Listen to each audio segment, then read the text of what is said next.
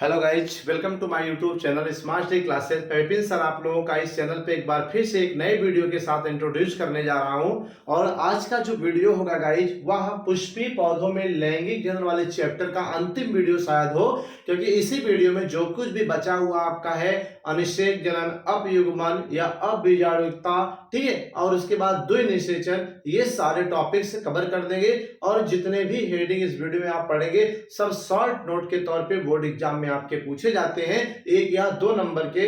इसलिए आज का वीडियो आपके लिए बहुत इंपॉर्टेंट होने वाला है। तो इसलिए वीडियो को एक बार लाइक कर दें और फटाफट इस चैनल पर जो भी आपके नए हैं वो चैनल को सब्सक्राइब कर लें और वीडियो को लाइक कर दें, ठीक है। तो चलिए आज हम इस वीडियो में सबसे पहली हेडिंग जो आपको डिस्कशन करेंगे और द्विनिषेचन करेंगे, अर्थात डबल फर्टिलाइजेशन क्या होता है, आज इसी के बारे में हम चर्चा करेंगे, ठीक है।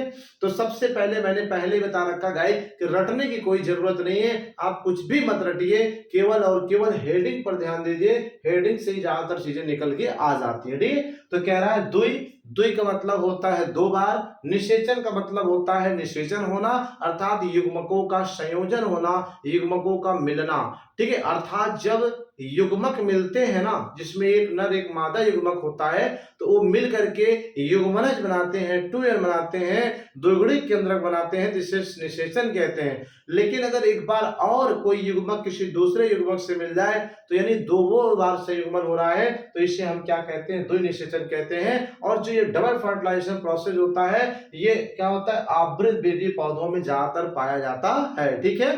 तो इसमें क्या कैसे लिखना है, चलिए देखते हैं, ठीक है, फटाफट।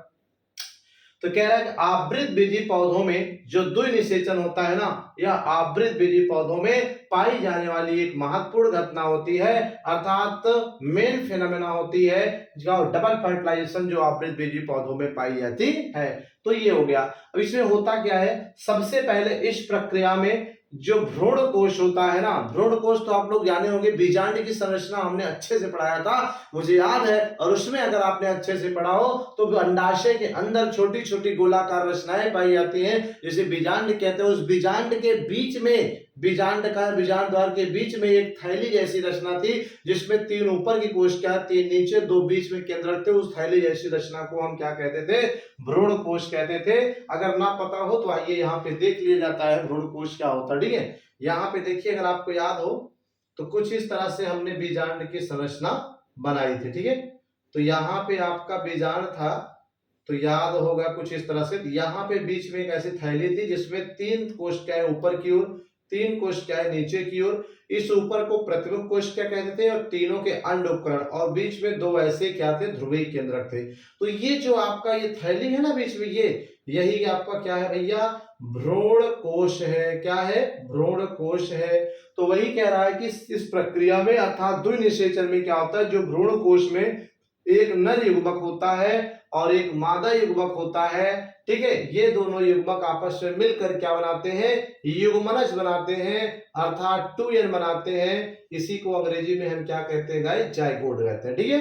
तो क्लियर हो गया कि भ्रूण कोश में क्या होता है, मादा युग्मक होता है। जब पराग नली द्वारा, ठीक है, क्या वो पराग नली कहां पे, यहां पे ध्यान दीजिए एक बार, सभी लोग भाई ध्यान दीजिए, पूरा प्रोसीजर यहाँ पे फॉलो करा रहे हैं आपको समझने के लिए। तो आप देखिए, जब यहां से परागकण आया, ठीक है, ये पराग कोश से यहां आया परागकण, इसे परागण कहे हमने। तो जब परागण से यहाँ परागकण आ गया, ये परागकण वर्तिकाक पर ऐसे क्या होगा, पड़ा रहेगा, फिर यहीं से जर्मिनेट करेगा, जर्मिनेट करेगा तो यही पॉलन ट्यूब निकलेगी, अर्थात पराग नली निकलती है। वह नली विकसित होकर अब इसी अंडाशय के अंदर ऐसे ही बीजांड पाए जाते हैं, ठीक है। तो ये यहीं से नली विकसित होकर ऐसे बीजांड द्वार से होता हुआ बीजांड में जाती है।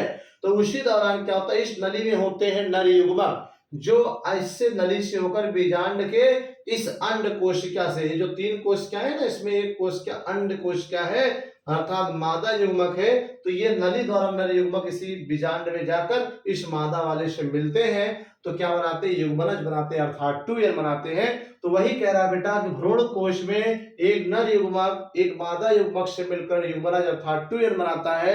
तो इस क्रिया को हम क्या कहते हैं, सप्तनिषेचन या संयुग्मन कहते हैं। अगर आपसे कहा जाए कि ट्रू फर्टिलाइजेशन क्या होता है, सप्तनिषेचन क्या होता है, या संयुग्मन क्या होता है, तो रटने की जरूरत नहीं। संग माने साथ साथ, युग्मन माने मिलना, ठीक है, कौन मिल रहा है? नर युग्मक। किससे मिल रहा है? मादा युग्मक से। अर्थात जब नर मादा युग्मक आपस में मिले, मिलकर 2n या जाइगोट बना दे, तो इसी को हम क्या कहते हैं? सप्तनिषेचन संयुग्मन कहते हैं। और यह युग्मनज द्विगुणित होता है भाई। 2n है तो द्विगुणित, और n है तो क्या बोलेंगे? अगुणित। ठीक है, मिलने से पहले ये नर युग्मक मादा युग्मक क्या थे? अगुणित थे, लेकिन जब दो मिल गए तो द्विगुणित हो गए। अर्थात युग्मनज जो होता है बेटा क्या होता है? द्विगुणित होता है। अब भ्रूण कोश में एक दूसरा नर युग्मक होता है। ठीक है, एक दूसरा क्या होता है बेटा? नर युग्मक होता है। ध्यान दीजिए, जब ये परागकण जर्मिनेट करके पराग नली का विकास किया, तो इस पराग नली के विकास के समय ही इस नली में दो नर केंद्रक बनते हैं। ठीक है, दो नर केंद्रक बनते हैं। एक वाला नर केंद्रक तो इसके बीजांड में अंडा कोशिका से मिलकर अर्थात मादा कोशिका से मिलकर मादा युग्मक से मिलकर युग्मनज बना लिया। लेकिन जो इस नली में एक दूसरा आपका नर युग्मक बचा है ना, वही कह रहा है बेटा कि एक दूसरा नर युग्मक भ्रूण कोश के जो द्वितीयक केंद्रक है, द्वितीयक केंद्रक का मतलब ये जो आपका ध्रुवीय केंद्रक है, ये बीच में भ्रूण कोश में, ठीक है, ये 2n द्वितीयक केंद्रक ये वाला है। अब दूसरा नर युग्मक जो होता है भ्रूण कोश के इस द्वितीयक केंद्रक से मिलकर के क्या होता है भाई? 2n पहले से ही था, इसमें एक नर युग्मक n मिल गया, तो ये 2n के बाद क्या हो गया? 3n हो गया, तो मिलकर एक त्रिगुणित केंद्रक बनाता है। एक त्रिगुणित केंद्रक बना लेता है। इस क्रिया को त्रिसंलयन कहते हैं। तो इस प्रकार इस क्रिया में क्या हो रहा है? निषेचन क्रिया, यानी युग्मक दो बार मिल रहे हैं। ठीक है, एक बार सप्त निषेचन में अर्थात नर मादा मिल रहे हैं, और दूसरा त्रिसंलयन में अर्थात दूसरा नर युग्मक भ्रूण कोश के द्वितीयक केंद्रक से मिल रहा है। दो दो बार मिल रहे हैं, इसीलिए इसे हम द्वि निषेचन कहते हैं। ठीक है, इसमें जो सप्त निषेचन से युग्मनज बना हुआ है ना, अर्थात जब नर मादा से मिलकर जो ये युग्मनज बना है, ये युग्मनज आगे चल करके इसमें भ्रूण का विकास करता है। ये क्वेश्चन इंपॉर्टेंट है कि सप्त निषेचन के दौरान बना हुआ युग्मनज आगे चलकर क्या करता है? भ्रूण का विकास कर देता है। और जो त्रिगुणित केंद्रक का निर्माण हुआ है त्रिसंलयन से, ठीक है, उससे क्या होता है? आगे चलकर भ्रूणपोष का निर्माण होता है। यह भ्रूणपोष भ्रूण के विकास के समय, भ्रूण के डेवलपमेंट के समय उसे पोषण प्रदान करता है। क्या करता है? पोषण प्रदान करता है। ठीक है, तो इस तरह से ये क्लियर हो गया। अब इसको आप ऐसे भी लिखना चाहें तो आप लिख सकते हैं कि नर युग्मक, ठीक है, अगर आप चार्ट बनाना चाहें, नर युग्मक प्लस मादा युग्मक, ठीक है, नर युग्मक मादा युग्मक चेंजेज युग्मनज, ठीक है, अर्थात 2n। एक तो ये हो रहा है, इसे हम क्या कहेंगे? सप्त निषेचन कहेंगे। इस क्रिया को क्या कहेंगे? सप्त निषेचन कहेंगे। ये पहला है। और दूसरा अब क्या हो रहा है कि एक दूसरा जो आपका नर युग्मक है, ठीक है, एक दूसरा नर युग्मक, ये क्या हो रहा है? द्विगुणित केंद्रक, ठीक है, द्विगुणित केंद्रक अर्थात 2n से मिलकर क्या बना रहा है? त्रिगुणित केंद्रक बनाता है। क्या बनाता है? त्रिगुणित केंद्रक बनाता है। ठीक है, अर्थात 3n बनाता है। तो जो ये त्रिगुणित केंद्रक आपका बना, ये आगे चलकर भ्रूण कोश बना देता है। जो युग्मनज है ये आगे चलकर क्या होता है? भ्रूण बनाता है। ठीक है, और जो ये आपका है ये भ्रूण पोष बनाता है। पोष माने पोषण, ठीक है, पोष माने पोषण। तो ये आपका क्लियर हो गया। ठीक है, तो इसमें यही याद रखिए कि इस क्रिया में एक नर युग्मक एक मादा से मिलकर युग्मनज बनाता है 2n, ठीक है, जिसे सप्त निषेचन कहते हैं। यह युग्मनज बाद में भ्रूण बना देता है। अब एक दूसरा नर युग्मक इसके द्विगुणित केंद्रक से मिलकर एक त्रिगुणित केंद्रक बनाता है, जिसे त्रिसंलयन कहते हैं। और यह आगे चलकर क्या होता है? भ्रूणपोष का निर्माण कर देता है। यह भ्रूणपोष इस भ्रूण के विकास के समय, डेवलपमेंट के समय भोजन का कार्य करता है, पोषण देने का काम करता है। और यह क्रिया क्या होती है बेटा? आवृतबीजी पौधों में संपन्न होती है मुख्य रूप से। इसे ही क्या कहते हैं? हम द्विनिषेचन कहते हैं, अर्थात डबल फर्टिलाइजेशन कहते हैं। अभी कभी भूलना नहीं है, जब भी पेपर में आए तो यहीं से दिमाग में रख लेना। निषेचन माने युग्मकों का मिलना, द्वि माने दो बार। एक बार नर मादा मिला 2n बना दिया, जिसे सप्त निषेचन कहते हो, भ्रूण बदल गया। और एक बार दूसरा नर युग्मक 2n से मिलकर के अर्थात द्विगुणित केंद्रक से मिलकर 3n बनाता है, त्रिसंलयन कहते हैं। अब ये 3n त्रिगुणित केंद्रक भ्रूणपोष बना देता है, जो भ्रूण के पोषण के समय काम आता है। और यह क्रिया आवृतबीजी पौधों में पाई जाती है। तो ये आपके रहा क्या? द्विनिषेचन। ठीक है, अब इसे नोट कर लीजिए। चलते हैं नेक्स्ट टॉपिक की ओर। तो चलिए नोट कर लिया होगा आप लोगों ने। अब द्वितीय सेशन के बाद जो हमारा हमने कहा इस वीडियो में जो भी आपको पढ़ाया जाएगा आज का इस वीडियो में, वो सारे टॉपिक एग्जाम के लिए इंपॉर्टेंट है, बस टिप्पणी के रूप में आपसे एग्जाम में पूछे जाएंगे। जैसे क्वेश्चन दे देगा निम्न पर टिप्पणियां लिखिए, उसमें दे देगा ऐसे अपयुग्मन, असंग जनन, अनिश्चित, विस्ता, असंग जनन, अनिश्चित फलन, ऐसे ही कुछ दे देगा। ठीक है, तो इस तरह से 1 नंबर या 2 नंबर का आता है, तो इसलिए आज का जो वीडियो है बहुत इंपॉर्टेंट होगा। ठीक है, इसमें मैंने 2 निषेचन अभी आपको बताया, उसके बाद हम एपोमिक्सिस पढ़ने जा रहे हैं। ठीक है, क्या पढ़ेंगे? एपोमिक्सिस अर्थात असंग जनन किसे कहते हैं, ऐसे टिप्पणी आएगा। तो हमने आपको कहा रटने की जरूरत नहीं है, आप केवल हेडिंग को ध्यान से देखिए, सारा आंसर वहीं से निकल जाएगा। कैसे? जैसे असंग जनन कह रहा है, ठीक है, इसमें क्या है? संग जनन, जनन का मतलब होता है कि जिसमें क्या हो, एक ऐसी प्रक्रिया जिसके द्वारा नए संतान का निर्माण किया जाए या नए पौधे का निर्माण किया जाए, तो उसी को जनन कहते हैं। लेकिन इसके लिए क्या करना पड़ेगा? संग आना पड़े, किसे? मेल और फीमेल युग्मक को। ठीक है, तभी जाकर के क्या होगा, एक निषेचन द्वारा युग्मनज बनेगा। वही युग्मनज आगे चल करके क्या करेगा, बोलो, एक भ्रूण का बना है, भ्रूण से पौधे का निर्माण होगा। तो कहने का मतलब है जनन के लिए संग जरूरी है। ठीक है, और यही होना भी चाहिए, मेल फीमेल का संग। लेकिन यहाँ कर बेटा असंग जनन, मतलब बिना संग के जनन हो, अर्थात जनन माने नए पौधे का निर्माण हो। असंग बिना संग आए, बिना संयुग्मन के, अर्थात बिना नर मादा युग्मक के संयुग्मन के।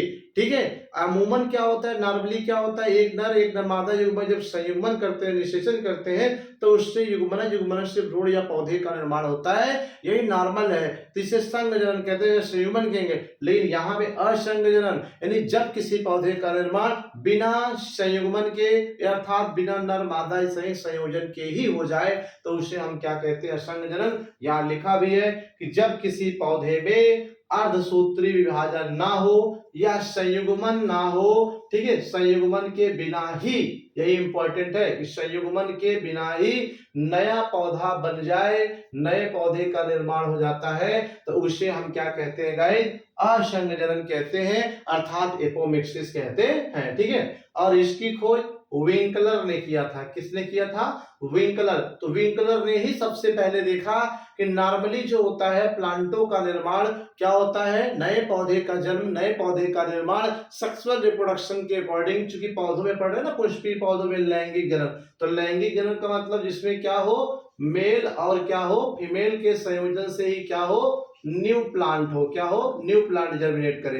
तो कॉमन यही होना चाहिए कि न्यू प्लांट का जर्मिनेशन मेल फीमेल गैमेट के मिलने से होता है। लेकिन कभी कभी विंकलर ने देखा कुछ पौधों में क्या होता है कि बिना किसी नर मादा के संयोजन के या बिना क्या अर्धसूत्री विभाजन के ही नए पौधे का निर्माण हो जाता है, तो इस क्रिया को असंग जनन कहते हैं। चूंकि विंकलर ने खोजा था, तो ऐसे पौधों को असंगजनिक पौधे कहते हैं। अगर आपसे कहा जाए कि असंगजनिक पौधे किसे कहते हैं, तो आप कहिएगा असंगजनिक पौधे नहीं, ऐसे पौधे जिसका निर्माण, जिसका उत्पत्ति असंग बिना संग अर्थात बिना संयोजन यानी बिना नर मादा युग्मक मिलने से ही हो जाए, तो उसे हम असंगजनिक पौधे कहते हैं। इस क्रिया को असंगजनिक कहते हैं। जैसे एग्जाम्पल भी दिया है, कायिक जनन से उत्पन्न पौधे, आलू, गन्ना, गुलाब, ये सब आपने देखा होगा, हमने पढ़ा रखा है पहले वीडियो में। आलू, भाई एक आलू से नए आलू का पौधे का निर्माण करना हो, क्या करते हैं? मेल फीमेल को मिला के करते हैं, संयुग्मन कराते हैं? नहीं कराते ना, इसमें एक ही पौधा क्या होता है, नए पौधे को जन्म देता है, बिना अर्धसूत्री विभाजन के, बिना किसी युग्मक के मिले हुए। गन्ने में भी वही होता है, एक नए गन्ने पौधे का निर्माण भी क्या होता है, असंग जनन तरीके से होता है, अर्थात बिना अर्धसूत्री और बिना संयुग्मकों के संयोजन के हो जाता है। इसलिए हम कायिक जनन द्वारा जो पौधे उत्पन्न होते हैं ना, उस पौधों को असंगजनिक पौधे कहते हैं। और इस प्रोसेस को हम क्या कहेंगे? असंग जनन अर्थात एपोमिक्सिस के अंतर्गत रखेंगे। ठीक है, ये हो गया। तो ये छोटा सा टिप्पणी 2 नंबर का पेपर में आता है। अब बात करते हैं बेटा अनिषेक बीजता अर्थात एगैमोस्पर्मी किसे कहते हैं। ये भी टिप्पणी के रूप में आपसे बहुत पूछा गया है, तो ये भी रटने की जरूरत नहीं, जैसे मैंने उसको बताया वैसे ही आप ये भी आप क्या कर सकते हो गाइस, सॉल्व कर सकते हो। तो इसमें क्या करना है, अनिषेक बीजता कह रहा है। तो बीजता का मतलब पहले तो याद रखो, बीजता माने बीज का निर्माण होना। अगर ऐसे फलन कह दे, फलन माने फल का निर्माण होना, पुष्पन माने पुष्प का निर्माण होना, इस तरह से। तो बीजता माने बीज का निर्माण होना। और अभी आप पिछले वीडियो में देखा सीड का निर्माण कैसे होता है, जब नर मादा युग्मक का संयोजन होता है तो उन निषेचन के द्वारा क्या होता है, युग्मनज बनता है। तो उसी दौरान बीजांड से बीज का निर्माण हो जाता है। अर्थात बीज बनने के लिए क्या चाहिए, निषेचन होना चाहिए, नर मादा युग्मक मिलने चाहिए। लेकिन यहां पे कह रहा अनिषेक, निषेक कहे तो निषेचन समझ जाना, नर मादा युग्मक का मिलना। अनिषेक कह दिया यानी बिना नर मादा युग्मक के क्या हो जाए, मिलने से ही, बिना मिले ही क्या हो जाए, सीड का निर्माण हो जाए। दोनों का प्रोसेस वही है। यहां भी असंयोजन अर्थात बिना संयुग्मन के पौधे बन रहे हैं, लेकिन यहाँ पे बीज बन रहा है, क्योंकि ये बीजता लिखा है ना। तो जब बीज बिना संयुग्मन के बने तो उसे अनिषेक बीजता कहते हैं, क्योंकि अनिषेक कह रहा अर्थात बिना निषेचन के, बिना संयुग्मन के, बिना नर मादा युग्मक मिले ही बीजता यानी बीज का निर्माण हो जाए, तो इसे हम क्या कहते हैं, गैरमोस्पर्मी अर्थात अनिषेक बीजता कहते हैं। लिखा भी गया है कि जब बिना लैंगिक जनन के या बिना निषेचन के, ठीक है, बीज का निर्माण हो जाए, सीड का निर्माण हो जाए किसी फल में, तो उसे हम अनिषेक बीजता कहते हैं अर्थात एगैमोस्पर्मी कहते हैं। और इसमें संयुग्मन या अर्धसूत्री विभाजन नहीं होता है। स्वाभाविक सी बात है कि अनिषेचन, अनिषेक यानी बिना निषेचन, बिना संयुग्मन के ही हो जाएगा क्या, बीजता अर्थात बीज का निर्माण। तो इसे हम क्या कहेंगे, एगैमोस्पर्मी कहते हैं। जैसे ये घटना नींबू में, आम में, नागफनी, क्रेपिस, पार्थेनियम जिसे गाजर घास कहते हैं, गाजर घास और पार्थेनियम, इन सब पौधों में क्या होता है, अनिषेक बीजता की घटना अक्सर देखी जाती है या पाई जाती है गाइस। ठीक है, तो आपको रटने की जरूरत नहीं, मैंने कहा यही से याद रखो, पेपर में हमेशा आज पढ़ लो, हमेशा के लिए क्लियर हो जाए, रटने की कोई जरूरत नहीं है। बीजता माने बीज का निर्माण होना, अनिषेक मतलब बिना निषेचन के, अर्थात जब किसी बीज का निर्माण बिना निषेचन, बिना संयुग्मन के, बिना नर मादा युग्मक मिले ही हो जाए, तो उसे हम अनिषेक बीजता कहते हैं। जैसे नींबू, आम, नागफनी, क्रेपिस, पार्थेनियम घास अर्थात गाजर घास में। तो ये आपका कंप्लीट हो गया। ठीक है, तो इस तरह से ये भी कंप्लीट। अब बात करते हैं बेटा अपयुग्मन की क्या होता है। ठीक है, अर्थात एपोगैमी किसे कहते हैं। तो देखिए यहां भी कुछ ऐसे कर रहा, यह भी रटने की जरूरत नहीं है, ध्यान दीजिए। युग्मन का मतलब क्या होता है, मिलना। ठीक है, युग्मन माने जोड़ा बनाना, मिलना। अप माने अपयुग्मन मतलब बिना मिले। ठीक है, वही चीज यहां है कि बिना मिले, जिससे मिलना चाहिए, किसको किससे मिलना चाहिए। तो आपको पता है यहाँ पे कि नर मादा, ठीक है, नर कोशिका या नर युग्मक को मादा युग्मक से मिलना चाहिए, यही होना चाहिए। तो यहां पे क्या है, युग्मन तो हो रहा है यानी मिल तो रहे हैं, लेकिन अपयुग्मन हो जा रहा है। ठीक है, जैसे ए को बी से मिलना है तो ए बी से ना मिलकर सी से मिल जाए, यानी मिला तो, लेकिन बी के बजाय सी से मिलकर अपना काम कर लिया, तो ये अपयुग्मन है। तो ऐसे अमूमन क्या होता है गाइस, आपको पता है कि नर युग्मक जो होता है, ठीक है, क्या होता है, नर युग्मक ये किससे मिलता है, आपको पता है, मादा युग्मक से, जिसे हम अंड कोशिका भी कहते हैं या अंड कोशा कहते हैं। इन दोनों का मिलन होता है तभी निषेचन होता है, तभी आगे सीड और बीज का निर्माण होता है। तो वही कह रहा, अब युग्मन यानी युग्मन हो रहा है, युग्मक मिल रहे हैं, लेकिन जिससे मिलना चाहिए उससे न मिलकर किसी अदर पार्टी, थर्ड पार्टी से मिलकर के क्या करते हैं, कोई प्रक्रिया संपन्न करते, तो उसे अपयुग्मन कहते हैं। लिखा है कि जब भ्रूण का विकास, भाई भ्रूण का विकास किससे होता है, हमने कल के वीडियो में बताया था कि भ्रूण का विकास होता है युग्मनज से अर्थात टूयन से, और युग्मनज का विकास होता है किससे, नर व मादा युग्मक के मिलने से। तो कहने का मतलब सीधी सी बात है, जब नर मादा युग्मक क्या होंगे, आपस में संयुग्मन करेंगे तो युग्मनज बनेगा, और यही युग्मनज विकसित होकर भ्रूण का विकास करेगा। तो यानी भ्रूण का विकास युग्मनज यानी नर मादा युग्मक के संयोजन से होता है। लेकिन जब भ्रूण का विकास अंड कोशिका के ना मिलकर के, यानी जो नर युग्मक है वो अंड कोशिका से ना मिलकर किसी अन्य भाग जैसे सहायक कोशिका या प्रमुख कोशिकाओं से मिलकर बना देता है, तो उसे हम अपयुग्मन कहते हैं। क्या कहते हैं, अपयुग्मन कहते हैं। तो क्लियर हो गई बात कि युग्मन तो हो रहा है, नर युग्मक का युग्मन मादा कोशिका या मादा या अंड कोशिका से होना चाहिए, तो युग्मनज बनेगा, युग्मनज भ्रूण का विकास करेगा। लेकिन जब उसी भ्रूण का विकास, ठीक है, नर युग्मक के अंड कोशिका के ना मिलकर के, बल्कि जो भ्रूण कोश में हमने बताया था आपको बीजांड में प्रथमुख कोशिका या सहायक कोशिकाएं होती है, ठीक है, उससे जाके ये नर युग्मक मिल जाता है, मिलकर भ्रूण बना देता है, तो उससे हम क्या कहते हैं, अपयुग्मन कहते हैं। तो वही लिखा है, जब भ्रूण का विकास अंड कोशिका से ना मिलकर किसी अन्य कोशिका जैसे प्रथम सहायक कोशिका या प्रथमुख कोशिकाओं के मिलने से हो जाए तो इसे हम अपयुग्मन कहते हैं, अर्थात एपोगैमी कहते हैं। जैसे लिलियम पौधे में, एर्थरिया में और तंबाकू में और क्रेपिस में, इन सब पौधों में ये घटना आपकी पाई जाती है, अर्थात देखी जाती है। तो गाइस ये इस वीडियो में ये भी आपका तीनों कंप्लीट हो गया। हमने कहा याद रखने की कोई बहुत बड़ी रटने की जरूरत नहीं, हेडिंग को याद रखिए। मैंने कहा असंग जनन माने पौधे का निर्माण करना, संग माने साथ आकर, असंग माने बिना साथ आकर के, यानी इसमें क्या है, जब किसी पौधे का निर्माण बिना युग्मकों के संयोजन या संयुग्मन के हो जाए तो उसे असंग जनन कहते हैं। ऐसे पौधों को असंगजनिक पौधे कहते हैं। जैसे आलू, गन्ना, गुलाब, अर्थात काइक मेथड जो होता है वो आपका असंग जनन में ही आता है। फिर हमने कहा अनिषेक बीजता याद करने की जरूरत नहीं, बीजता का मतलब बीज का निर्माण करना, अनिषेक मतलब बिना निषेचन अर्थात बिना युग्मकों के संयोजन के। तो जब बिना युग्मकों के संयोजन के क्या हो, सीड का निर्माण हो जाए तो उसे अनिषेक बीजता कहते हैं। जैसे नींबू, आम, नागफनी, क्रेपिस, पार्थेनियम में। और ऐसे ही अपयुग्मन, अभी मैंने बताया कि युग्मन तो हो, नर युग्मक किसी से मिले, लेकिन मिलना किससे चाहिए, मादा से। लेकिन जब मादा से न मिलकर सहायक या प्रथमुख कोशिकाओं से मिल जाता है, मिलकर का भ्रूण का विकास कर देता है, तो इसे हम क्या कहते हैं, अपयुग्मन कहते हैं। जैसे लिलियम में, प्रिविया में, तंबाकू में, क्रेपिस में आदि में। ठीक है, तो ये भी आपका हो गया, इसे भी नोट करें। फिर चलते हैं नेक्स्ट टॉपिक की ओर। तो चलिए नोट कर लिया होगा आप लोगों ने।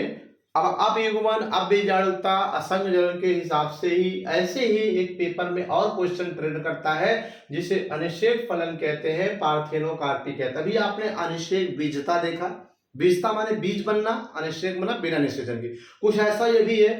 फलन माने होता है फल का निर्माण होना, और अनिषेक का मतलब बिना निषेचन के, यानी जब किसी क्या होता है, फल का निर्माण बिना निषेचन के हो जाए, बिना नर मादा युग्मक के मिलने से ही हो जाए, तो उसमें हम क्या कहते हैं, अनिषेक फलन कहते हैं। और ऐसे फल को अनिषेक फल कहते हैं। इसकी खासियत और इसका पहचान करने का सबसे अच्छा मेथड है सीड रहित फल, सीडलेस जो फ्रूट होते हैं बिना बीज के, उसे ही हम क्या कहते हैं गाइस। एक सीड बनने के लिए संयुग्मन होना बहुत जरूरी है, अर्थात युग्मकों का मिलना बहुत जरूरी है। लेकिन जब अनिषेक बिना युग्मक मिले ही फल बन गया तो ये होता कैसे है, ये भी जान लीजिए। सपोज करिए जैसे यहाँ पे कि ये कोई पुष्प है, ठीक है, ये कोई क्या है, पुष्प है, और आपको पता है कि इस पुष्प का ये वाला भाग क्या कहलाता है गाइस, अंडाशय कहलाता है। क्या कहलाता है, अंडाशय।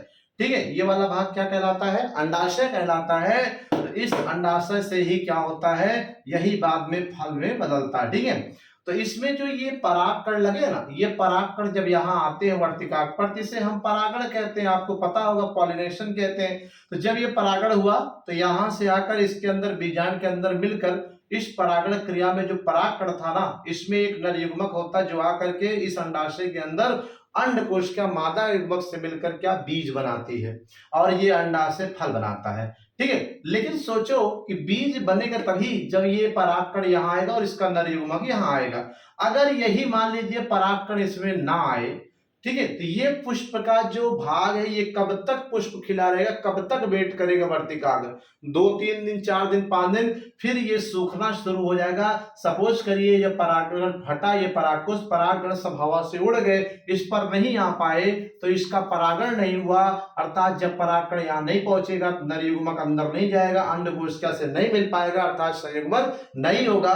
तब क्या होगा, फल तो बनेगा लेकिन बीज इसके अंदर नहीं बनेगा, क्योंकि बीज बनने के लिए इसका यहाँ आना और अंदर जाके यहाँ पे संयुग्मन करना बहुत जरूरी था। लेकिन चूंकि यहाँ पे ऐसा नहीं हुआ, इसलिए इसके अंदर बीज नहीं बनेगा, लेकिन ये अंडा बाद में सूख कर सब गिर जाएगा और ये अंडा से बड़ा होकर फल में बदल जाएगा। लेकिन ऐसे फल में फल तो बना लेकिन सीड नहीं होगा, क्योंकि संयुग्मन नहीं हुआ। ठीक है, तो इसी को क्या कहते हैं, अनिषेक फलन। जैसे केला आपने देखा, शहतूत देखा, अंगूर देखा, ठीक है, ये सब खरबंजी, खीरा, ककड़ी। अब आप कहोगे सर इसमें सीड होता है, अरे यार सीड होता है, चाहो तो बिना सीड के भी ये मिल जाए। अब आप सोचिए संतरा खाते समय सीड क्या होता है, रुकावट डालता है। अब अगर उसमें सीड ना हो तो खाने में बहुत बढ़िया होगा।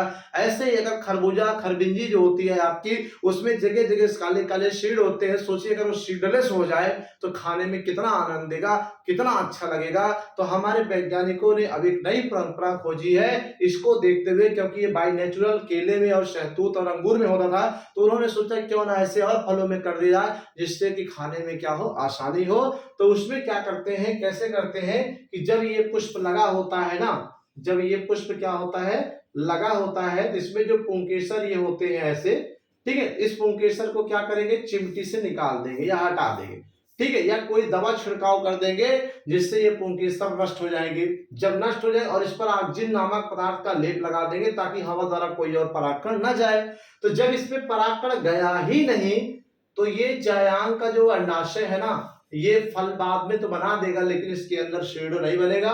तो अब ये फल क्या हो गया भैया, बीज रहित हो गया, जिसे हम क्या कहेंगे, अनिषेक फल कहेंगे। ठीक है, क्या कहेंगे, अनिषेक फल कहेंगे। ठीक है, तो आप चाहें या कोई चाहे तो चाहे जिस फल को सीडलेस बना सकता है, क्योंकि जब उसमें पुष्पन क्रिया हो, फूल लगे, तो उसके पुंकेसरों को हम क्या करें, हटा दें और उसके वर्तिका को बैगिंग कर दें, ढक दें, या फिर उसको हम एक लेप लगा दें ऑक्सीजन जैसे पदार्थों की, ताकि अन्य पुष्पों के परागकण वायु द्वारा इसमें न जाने पाए। आफ्टर सम टाइम्स देखेंगे कि ये क्या होगा, अंडाशय फल में बदल जाएगा लेकिन इसके अंदर सीड नहीं होगा। तो अर्थात बीज रहित फल बनाने की क्रिया को अनिषेक फलन कहते हैं और ऐसे फल को अनिषेक फल कहते हैं। ठीक है, इस फल का निर्माण बिना अनिषेक अर्थात बिना निषेचन के ही होता है। ठीक है, तो ये हो गया क्लियर।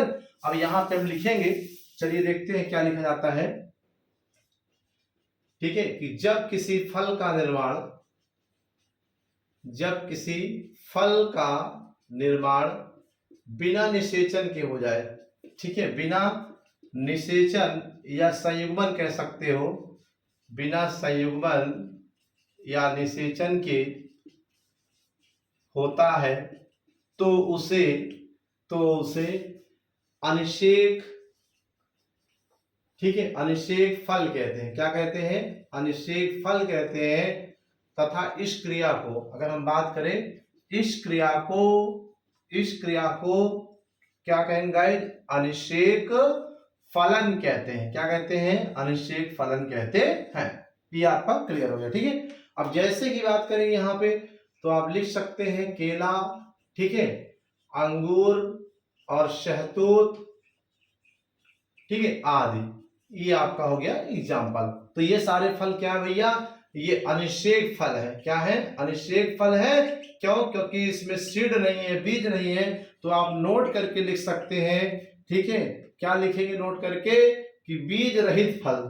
क्या लिखेंगे बेटा, कि बीज रहित फल जो होते हैं, बीज रहित फल क्या बनने की क्रिया को, बीज रहित फल बनने की क्रिया को अनिषेक फलन कहते हैं। ऐसा भी लिखा जा सकता है गाइस, कोई दिक्कत नहीं है। तो बोलो क्लियर हो गया कि नहीं, कि बीज रहित जो फल होते हैं उनके बनने की क्रिया को अनिषेक फलन कहते हैं। बीज रहित का मतलब केला, अंगूर, शहतूत। ठीक है, क्यों बीज रहित हो जाते हैं, इसमें सीड नहीं होता है, क्योंकि इसमें अनिषेक अर्थात निषेचन नहीं होता, अर्थात युग्मकों का संयोजन नहीं होता, इसलिए सीड नहीं बनता है। और जिनमें युग्मकों का संयोजन हो जाता है उसमें सीड जरूर बनता है। ठीक है, तो ये आपका हो गया अनिषेक फलन। ठीक है, तो अब हम अगर एक और नोट की बात करें, यहाँ दूसरे नोट की, ठीक है, अगर आपसे पूछा जाए कौन से पदार्थ हैं, कौन से हार्मोन्स हैं जिनका छिड़काव कर दिया जाए पुष्प के समय तो उनका पुंकेसर नष्ट हो जाए, जिससे कि क्या हो, युग्मकों का संयोजन न हो, अर्थात जो फल बने वो अनिषेक फलन क्रिया द्वारा बने, अर्थात अनिषेक फल बने। तो यहाँ पे लिखेंगे कि ऑक्जिन, ठीक है, ऑक्जिन व जिबरेलिन। आपने कक्षा 11 में पढ़ा होगा, ऑक्जिन व जिबरेलिन हार्मोन्स जो होते हैं, हार्मोन्स ऐसे फल, कौन से फल बेटा, अनिषेक फल। ठीक है, अनिषेक फल बनाते हैं, अनिषेक फल बनाते हैं। तो ये आपका इंपॉर्टेंट हो गया, नोट कर लीजिए। आक्जिन और जिबरेलिन के प्रभाव से अगर इनका छिड़काव कर दिया जाए तो उनके असर नष्ट हो जाएंगे और क्या होगा कि अनिश्चित फल बनेगा, अर्थात अनिश्चित फलन प्रक्रिया अर्थात बीज रहित फल बन जाएगा। ठीक है, तो ये भी आपका क्या हो गया, इसमें क्लियर हो गया। तो इस तरह से अभी हमने आपको बताया। अब एक लास्ट हेडिंग इसमें बच रही बहुभ्रूणता, इसे आप नोट कर लें, फिर चलते हैं बहुभ्रूणता के बारे में। ठीक है, बताने सभी लोग नोट करें फटाफट। चलिए नोट कर लिया होगा आप लोगों ने। अब लास्ट हेडिंग जो हमको पढ़ना है वो आपका है बहुभ्रूणता अर्थात पॉलीएम्ब्रियोनिक इसे कहते हैं। तो अभी मैंने जितना हेडिंग बताया कि आपको रटने की जरूरत नहीं है, आप केवल और केवल हेडिंग को तोड़िए तो कुछ ना कुछ समझ में जरूर आएगा। ऐसा ही आपको यहाँ भी रटने की कोई जरूरत नहीं गाइस, क्योंकि पेपर के लिए इंपॉर्टेंट है, तो इसलिए आपको ध्यान से देखना होगा। बहुभ्रूणता, अभी मैंने आपको कहा बीजता मतलब बीज का निर्माण होना, फलन माने फल का निर्माण होना। तो अब आप बताइए भ्रूणता का मतलब क्या हो गया, भ्रूण का निर्माण होना। ठीक है, क्या भ्रूण का निर्माण होना। अब भ्रूण जो होता है एक सीड के अंदर बंद होता है, एक बीज के अंदर बंद होता है, और एक बीज से क्या 10 पौधे 10 प्लांट बनते हैं। भाई एक सीड आप जर्मिनेट कराओगे तो एक ही प्लांट होगा, 10 प्लांट थोड़ी होते हैं। कब भैया 10 होता है, 5 होता है, एक ही होता है ना। क्यों, क्योंकि एक सीड में एक ही भ्रूण बंद होता है, एक ही भ्रूण से होता है। तो लेकिन कह रहा है कि बहु माने बहुत, भ्रूणता माने भ्रूण का निर्माण होना, यानी कॉमन एक बीजांड या एक बीज से एक ही भ्रूण होता है, एक ही प्लांट होता है। लेकिन कभी कभी कुछ पौधों में देखा गया कि एक बीजांड या एक बीज में एक भ्रूण नहीं बल्कि बहुभ्रूणता अर्थात एक से अधिक भ्रूण पाए जाते हैं या बनते हैं, तो इस क्रिया को बहुभ्रूणता कहते हैं। इसकी खोज सबसे पहले एंटोनी वान लीवेनहॉक ने संतरे में किया था। ठीक है, कौन किया था, एंटोनी वान लीवेनहॉक ने संतरे में किया था, संतरे में देखा था। ठीक है, तो लिखना क्या है कि एक बीजांड या बीज में, भ्रूण कहाँ होता है, बीज में होता है या बीजांड में, तो एक बीजांड या एक बीज में एक ही भ्रूण नॉर्मली होता है। लेकिन जब एक बीजांड एक बीज में क्या हो, एक से अधिक भ्रूणों के निर्माण हो जाए, एक से अधिक भ्रूण बन जाए, तो इस क्रिया को हम क्या कहते हैं गाइस, पॉलीएम्ब्रियनी कहते हैं अर्थात बहुभ्रूणता कहते हैं। और यह घटना अनावृत बीजी पौधों में मुख्य रूप से पाई जाती है। ठीक है, लेकिन कभी कभी कुछ पौधों में आवृत बीजी पौधों में भी पाई जाती है, लेकिन बहुत कम पाई जाती है। सबसे ज्यादा अनावृत बीजी पौधों में इस तरह की घटनाएं देखी गई हैं। ठीक है, तो इसकी खोज किसने किया, एंटोनी वान लीवेनहॉक ने किया।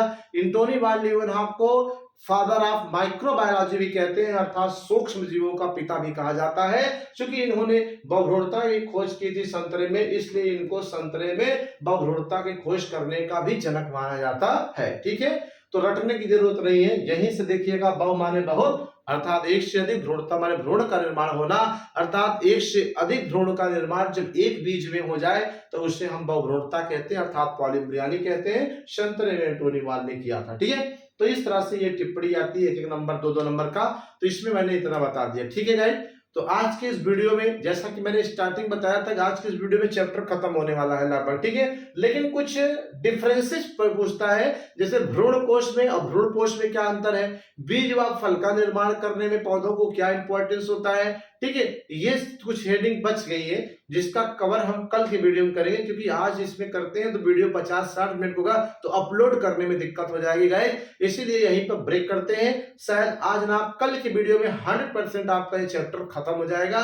ठीक है, तो मिलते हैं कल के वीडियो में, तब तक के लिए धन्यवाद। इसे आप नोट कर लें। जय हिंद।